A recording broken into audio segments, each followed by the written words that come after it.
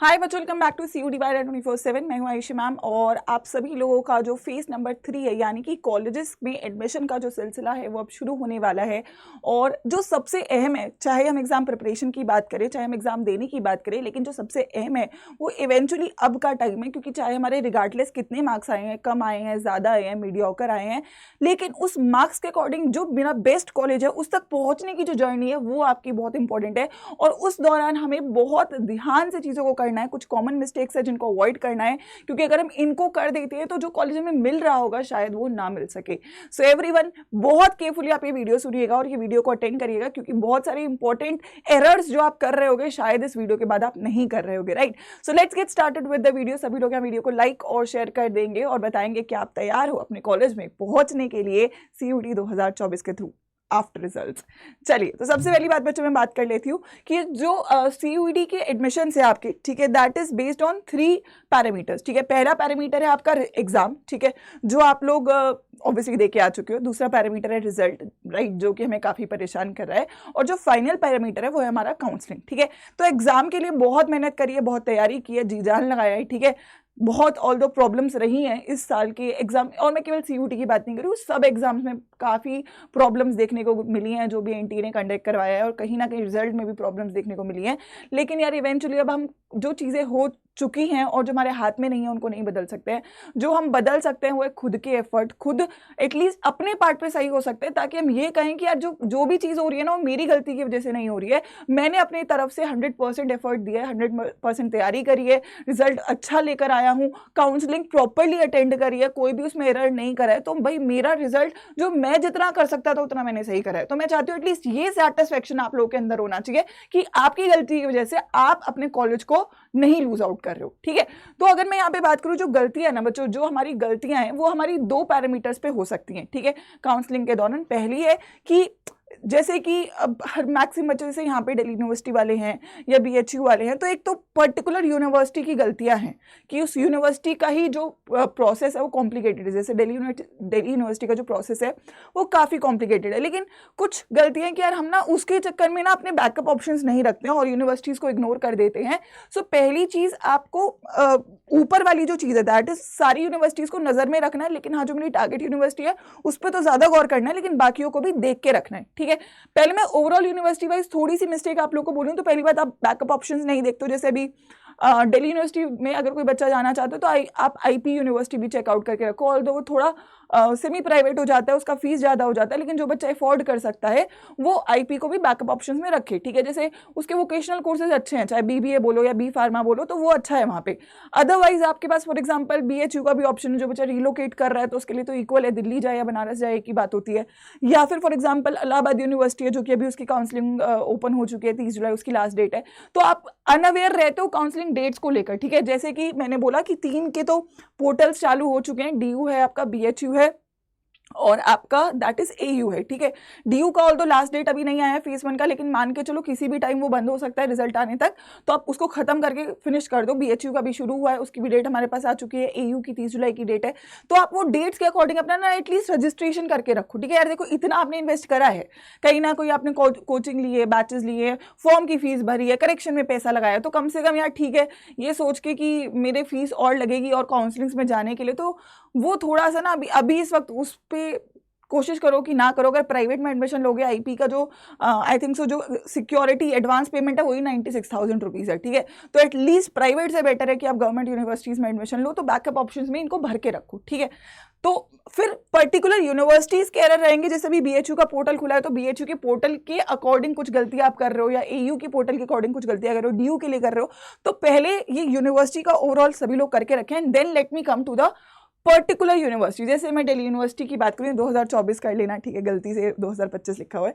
तो देखो दिल्ली यूनिवर्सिटी में 3 फेजेस है हमारे, phase 1, phase 2, phase 3। Everybody knows about it, लेकिन ना कंफ्यूजन ही होता है फेज 1 मैम क्या है, कब तक चलेगा, फेज 2 शुरू कब होगा, फेज 2 कब खत्म होगा, मैम फेज 3 में क्या होने वाला है, कब तक चलने वाला है, वो वाली जो प्रॉब्लम्स है वो हमेशा रहती हैं।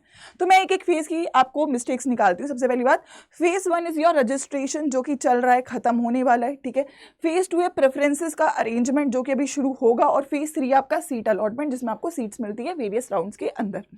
फेज 1 में क्या क्या प्रॉब्लम्स हो सकती हैं? पहली गलती जो जानते नहीं हो फिर भी गलती कर देते हो स्पेलिंग एरर्स की। आपका स्पेलिंग, मम्मी पापा के नाम की स्पेलिंग, स्कूल्स की स्पेलिंग, जो भी आप इन्फॉर्मेशन डाल रहे हो स्पेसिफिकली पर्सनल डिटेल्स में, उसमें स्पेलिंग एरर्स नहीं करो। जो भी आपके सर्टिफिकेट में नाम है वही नाम आप वहाँ पे फिल करें। कास्ट डॉक्यूमेंट में बहुत सारे बच्चों को दिक्कत होता है, इशूइंग अथॉरिटी में प्रॉब्लम है, ठीक है। तहसीलदार के ऊपर का रैंक होना चाहिए, डेट 31 जो मार्च है उसके बाद की डेट होनी चाहिए, ठीक है। फॉर्मेट सही होना चाहिए, फॉर्मेट अगर आपके फॉर्मेट अगर नहीं भी है तो सिग्नेचर कम से कम सही होना चाहिए। और फॉर्मेट अगर आपने अभी बनवाना ही है तो दिल्ली यूनिवर्सिटी ने अपना इंडिविजुअल फॉर्मेट्स दे रखी है अपने ब्रोशर में, तो उसी पे आप बनवा लीजिए, ठीक है। और ये बहुत इंपॉर्टेंट रहेगा क्योंकि कुछ बच्चे बोल रहे थे कि मैम हमने अभी गलत सर्टिफिकेट डाला है या कुछ मेरे पास बन के नहीं आया तो क्या करेक्शन विंडो आएगा। तो मैं आप लोग को बोलूँगी करेक्शन विंडो आने के पूरे चांसेस है, ठीक है। हमेशा आती ही है करेक्शन विंडो। तो करेक्शन विंडो में आप चेंजेस कर पाओगे, लेकिन कुछ बहुत बड़े चेंजेस जैसे ना फ़ोन नंबर, ईमेल आईडीज़, ये सब चेंज नहीं कर पाओगे, ठीक है। तो मेन चीज़ों में आप करेक्शंस कर पाओगे, मोस्ट प्रोबेबली आप अपने डॉक्यूमेंट में भी कर पाओगे, लेकिन उसका वेट ना ही करो तो बेटर है। पहले ही चीज़ें सही करो, स्पेसिफिकली जैसे मार्कशीट है, मार्कशीट किसी के पास अगर नहीं है तो एटलीस्ट आपके पास जो, जैसे आपको स्कूल से मार्कशीट नहीं मिली है लेकिन आपका रिजल्ट तो पब्लिश हुआ है सीबीएसई की वेबसाइट पे, तो उसी को अपलोड कर दो फिलहाल के लिए, ठीक है। तो कम से कम वो सारी चीज़ें आप करके रखो क्योंकि ये बेसिक है। ये गलत कर देते हो तो फिर तो आगे प्रॉब्लम होनी ही होनी है, ठीक है। क्योंकि जब आपका कॉलेज आपके डॉक्यूमेंट्स वेरीफाई करेगा तो क्वेरी वहाँ पे आपका उठाएगा और उसको आप सॉल्व नहीं कर पाए तो फिर वो जो सीट आपको मिली है वो आप छोड़ दोगे, मतलब छोड़ोगे नहीं, आपसे छूट जाएगी। तो वहाँ पे आपको इसका ध्यान रखना पड़ेगा, ठीक है। दूसरा सबसे अहम फेस है हमारा फेस 2, जिसमें हमें प्रेफरेंसेस को लगाना है, ठीक है।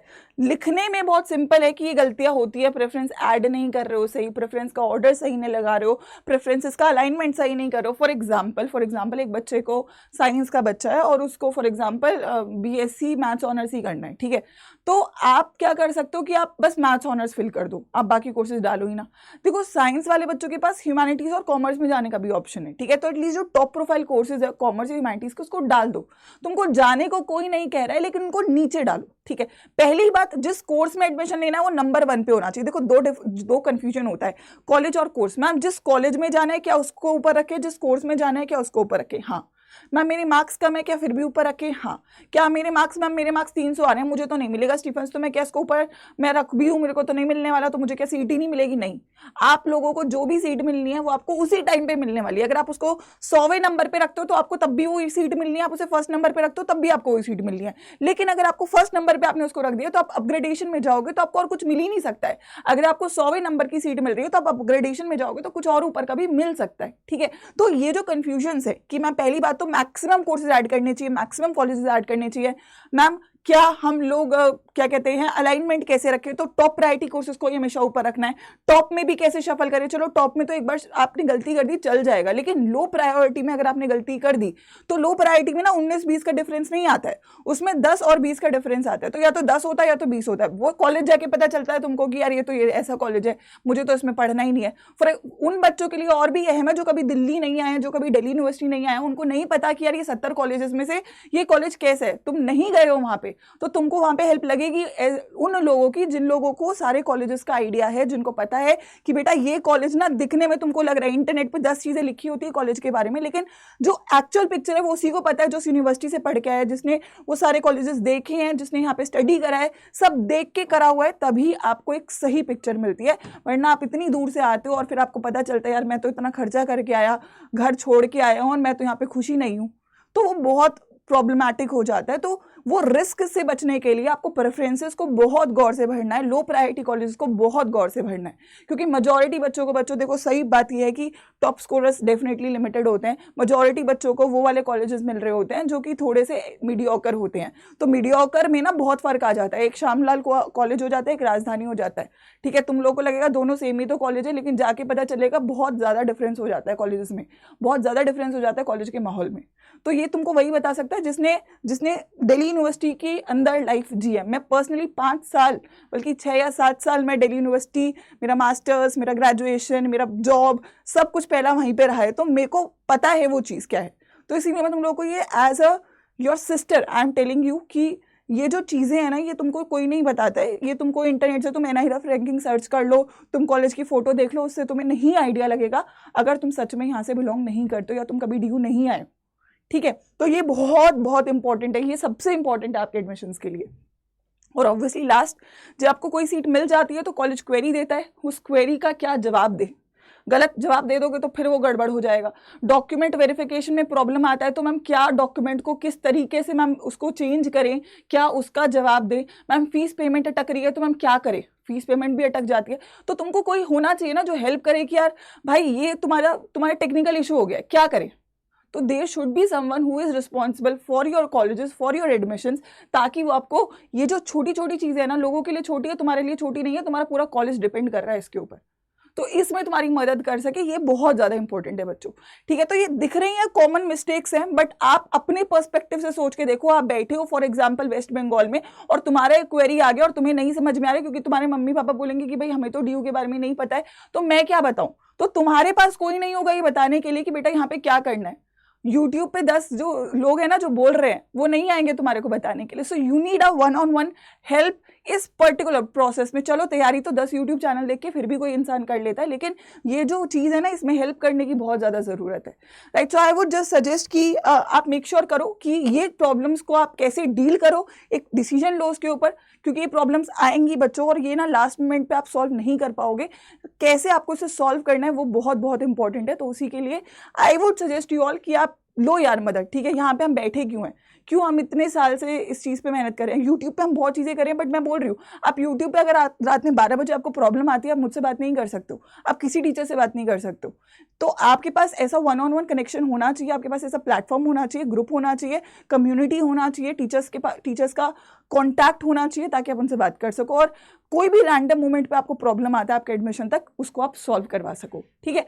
तो यही मेरा आपके लिए ओपिनियन रहेगा। लास्टली, क्योंकि सारथी का काउंसलिंग शुरू होने वाला है, चल भी रहा है और ये चलता रहेगा जब तक आप लोगों का एडमिशन नहीं होता। अभी ये बस शुरू हुआ है। इसकी मेन जो क्लासेस हैं, जो हमारी प्रेफरेंसेस बनाने वाला प्रोसेस है, जैसे ही फेज 2 शुरू होता है बहुत ज़्यादा मदद लगेगी आपको यहाँ पे। तो आप मेक श्योर करिए कि आप देखो कुछ भी कर सकते हो, इतनी मेहनत करिए, इतना छोटा छोटा कहीं ना कहीं तुमने इन्वेस्ट करा होगा, ये आखिरी चीज़ है जो आप कर लेते हो तो आपको ना एक ना मन में तसल्ली मिल जाती है कि कोई तो है जो मेरी मदद करेगा, ठीक है। हम यहाँ पे भी मदद करेंगे, बट यहाँ पे हम पर्सनल आपकी गारंटी नहीं ले पाएंगे, लेकिन यहाँ पे शायद लिमिटेड बच्चे हैं तो टीचर्स के पास रिस्पॉन्सिबिलिटी और बढ़ जाती है कि भाई इन बच्चों को तो कम से कम में वन-ऑन-वन डील करना है, ठीक है, क्योंकि क्लोज प्लेटफॉर्म होता है। तो आप सभी लोग सारथी जो ये काउंसलिंग है उसमें डेफिनेटली ज्वाइन कर सकते हैं। उसके प्राइसेस को भी बहुत मिनिमम करा गया है बच्चों, क्योंकि ये बस मिनिमम ना टेक का कॉस्ट है, क्योंकि हर टीचर अपना टाइम देगा, क्योंकि ऑलरेडी बैचेस चल रहे हैं, ऑर्गेनाइजेशन है, तो वो बेसिक कॉस्ट रखा गया है कि बच्चा ना सीरियस बच्चा यहाँ पे है। क्योंकि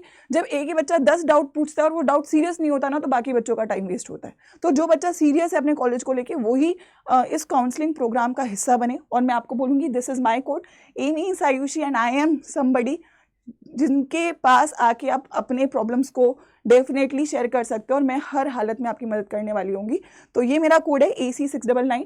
इसमें अगर आप इस कोड के साथ सारथी में इनरोल करते हैं तो आपको इस 699 का सारथी प्रोग्राम मिल रहा होगा। और मेरा पर्सनल सजेशन है, कुछ करो ना करो, सारथी का हिस्सा बनो अगर आप सीरियसली एडमिशन लेना चाहते हैं और कोई भी रिस्क नहीं लेना चाहते हैं, ठीक है। एक बार मैं बता देती हूँ कैसे आपको इनरोल करना है। You just have to visit the 24/7 app, ठीक है। ऐप से कर सकते हो या फिर वेबसाइट से कर सकते हो, कोई भी स्ट्रीम का आप ओपन कर सकते हो, जैसे ऑल कोर्सेज में जाएंगे एंड यहाँ पे UG PG में CUT UG में जाएंगे, कोई भी स्ट्रीम खोल लीजिए, सारथी सभी के लिए सेम है। सारथी काउंसलिंग ओपन करेंगे, ठीक है, ये 849 का दिख रहा है, but as I said use my code 699, ठीक है। इससे बस ये पता चलता है कि आप कनेक्टेड हो या नहीं हो, ठीक है, बाकी कोई फ़र्क नहीं पड़ता है। सो मेक श्योर करिए कि अपने एडमिशन्स को पूरी तरीके से, पूरी शिद्दत से निभाइए और इन गलतियों को नहीं करिए। कैसा लगा आपको ये वीडियो, क्या इससे आपकी हेल्प मिली, मुझे कमेंट सेक्शन में बताइएगा। एंड ऑल द बेस्ट बच्चों for your admissions. Let me see you here in the Sarathi programme. All the best.